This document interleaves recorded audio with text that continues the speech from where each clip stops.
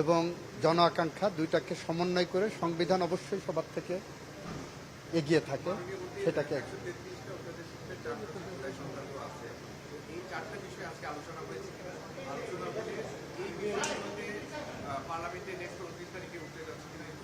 আমাদের যথাযথ রিপোর্টের সময় এটা পেয়ে যাবেন।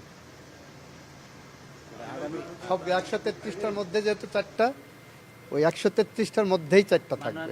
133টা অধ্যাদেশ আপনারা সময় পাচ্ছেন খুবই কম, এটা আসলে পর্যালোচনার জন্য যথেষ্ট সময় কিনা? আমাদের যথেষ্ট হোমওয়ার্ক হচ্ছে, গত 1 মাস ধরেই আমরা কম বেশি পড়ালেখা করে এসেছি।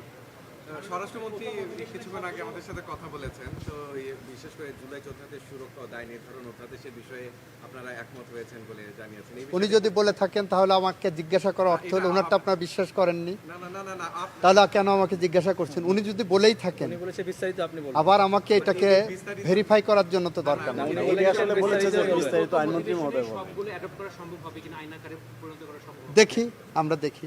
আমাদের একটা আইনগত বাধ্যবাধকতা 30 দিন, আমরা সেই বাধ্যবাধকতার মধ্যেই থাকব, আমরা সাংবিধানিকভাবে এগিয়ে যাব। তাহলে কি এটা রিপোর্ট আকারে যেগুলো যাবে সেগুলো কি সংসদ গ্রহণ করবে নাকি সংসদে আবার এটা সংসদের ব্যাপার, সেটা কি এই অধিবেশনে উঠছে? হ্যাঁ অবশ্যই সেটা তো উঠতেই হবে। মিটিং এর জন্য উঠতে হবে। উঠতেই হবে। আমাদের আমরা যে মানে কয়টা অধ্যাদেশ উঠবে এটা সম্পর্কে এখনো কোনো সিদ্ধান্ত হয়নি। আমরা এগুলো আমরা আজকে যে মিটিংয়ে সূক্ষ্মভাবে সবগুলো আলোচনা হয়েছে, সমালোচনা হয়েছে এবং মোটামুটি পরবর্তী পর্যায়ে এটা সিদ্ধান্ত হবে, এটাই ছিল আজকে মূলত।